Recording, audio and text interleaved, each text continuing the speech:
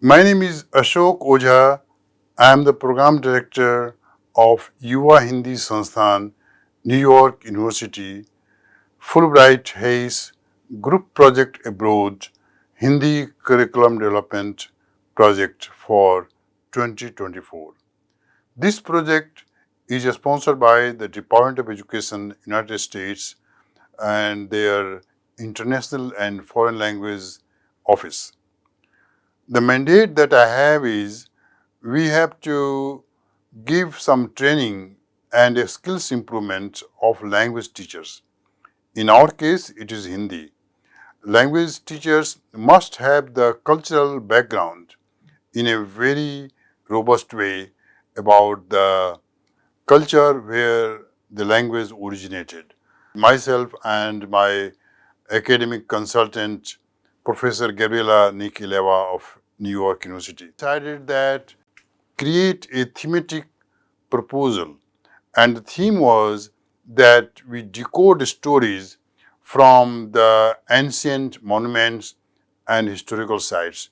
That way, we can access the stories that are very ancient, old, and also traditional. At the same time, we decided that India is a land where the folk culture is widespread. Almost everywhere, there is a folk tradition of songs, of dances, of stories, even art, and they also tell stories of the people, of the gods, and the tradition. So we wanted our participants of Fulbright Hayes GPA project to study all of this and learn more about the cultural context of the language of Hindi. To that end, we recruited 12 participants, out of which 3 are PhD candidates. PhD, I mean, one is from San Francisco, University of San Francisco, Daniel Mango. The other one is Nilakshi Fukan. She is a full-time Hindi professor at North Carolina State University. And the third one is Kusum Nebzik from Duke University, and she is a very experienced teacher of Hindi. In addition, we also recruited teachers from the school districts and from other colleges. Irina Babik from the Boys State University in Idaho. She applied and we accepted her to be a participant. Then there are 3 teachers from the community schools. We accepted them. So in all, we have 12 participants in the group, and they were led by myself and our academic consultant, Professor Gabriela Ileva, to various places in India. The objective was that we learn, we explore, we experience the cultural traditions of this country. So first, we went to Ajanta, Ellora, where the Buddhist tradition of cave temples and monasteries have been in existence for a long time. As we know, in Ellora, we have the famous Hindu temple that is known as Kailash Temple, and it is still gives a very awesome impact on visitors, on viewers. The way the whole mountain has been carved out to create this Kailash temple in Ellora, and also various images of animals, the fighting animals in the war. So between Ajanta and Ellora, we spent about 1 week for our participants to see for themselves. And we also have an art historian, Prita Mukherjee from Rutgers University. And she explained the context of these images. So that way, Ajanta Ellora was a great experience for our participants, and they could decode a number of stories, because both these places are having like dozens of caves, temples, monasteries, and mathas of olden days that people go to see. From Ajanta Ellora, we wanted to take a break, so we went to Mumbai, and there was a get-together event with the Hindustani Prachar Sabha, the organization that was established by none other than Mahatma Gandhi. And he wanted Hindustani language, the mix of Hindi and Urdu, to be the national language of India. Anyway, the Hindustani Prachar Sabha is still very active, and they invited us. We went there, and we had great interaction on language learning over there. From Mumbai, we traveled to Bhopal, and Bhopal is the place where we had number of collaborations. The first one was Ravindranath Tagore University, and their chancellor, Mr. Santosh Chaubey, spent a day with us talking about the university and also motivating the performance of singers at his university. In addition to that, next morning we went to Sanchi, that is about 50 kilometers from Bhopal, to see the ancient stupas. The stupas, which are the symbols of storing the ashes of Bhagwan Buddha, and that was done by the later kings who followed Buddhism. And there is one stupa which is surrounded by various gates and images of bodhisattvas and Jataka tales. So we had an art historian, Narayan Vyas, who came with us to explain those stories. And those stories are about human beings, how you can help your people to live better, how you can celebrate the religion, the philosophy of Buddhism here in this case. And there are many gates. So our participants explored all the images, all the structures, the ancient one in Sanchi. And there is a state government owned university called Indic Buddhist University. And the chancellor, vice chancellor of that university, Mr. Vedanath Lav, he invited us to meet with his faculty and students, and we did that. This was a great opportunity to interact with the students and teachers of ancient philosophy in India, in Sanchi.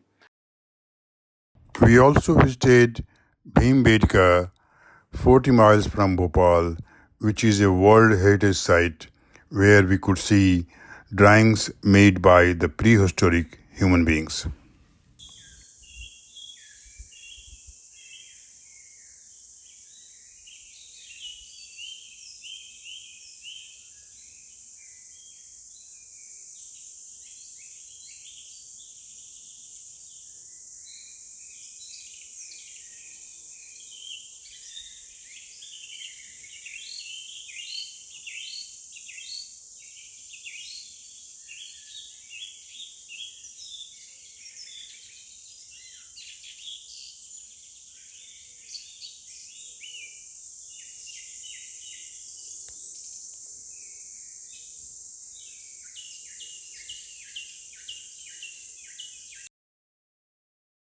We traveled to Khajuraho, and that is the place for temples, cave temples, dedicated to Mahadeva and Vishnu and also Krishna.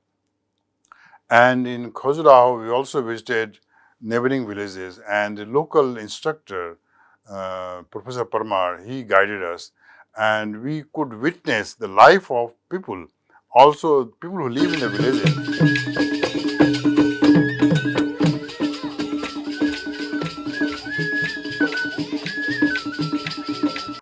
Who performed songs and dances, and they wanted to entertain us, but we were very keen, our participants were very keen to experience their culture and learn from that. So we spent about 4 days in Khajuraho, and then we flew to Varanasi, Sarnath, where we have collaborative arrangement for Banaras Hindu University, Vasanta College for Women, and the Institute of Higher Tibetan Studies in Sarnath. And we spent about 5 days in Sarnath and Varanasi. Sarnath, we saw the ancient site where Buddha himself gave his first sermon. We also, the participants had a chance to look at, observe, and study the big stupa made by Emperor Ashoka. So this was a great experience. At the Institute of Higher Tibetan Studies, they could study the fresco and Jataka tales that is depicted on the buildings and its walls and ceiling. And that was a wonderful experience, cultural experience for our participants. Our final destination was Delhi. So we flew from Varanasi to Delhi, and in Delhi, our host was Indira Gandhi National Center for the Arts. This is a premier institution that promotes Indian culture. So whether it is stories through the various performance, art traditions, paintings, or stories, or other forms of art, we witnessed, experienced, and listened to the experts at IGNCA, which has very kindly has designated one smart room, conference kind of room, where we arrived every day and we listened to their experts, and we also interacted with them, and they organized sightseeing to Red Fort and also Rashtrapati Bhavan, where we could see the latest work of handicrafts, the artisans' work in Red Fort, and the travel museum at Rashtrapati Bhavan was worth watching.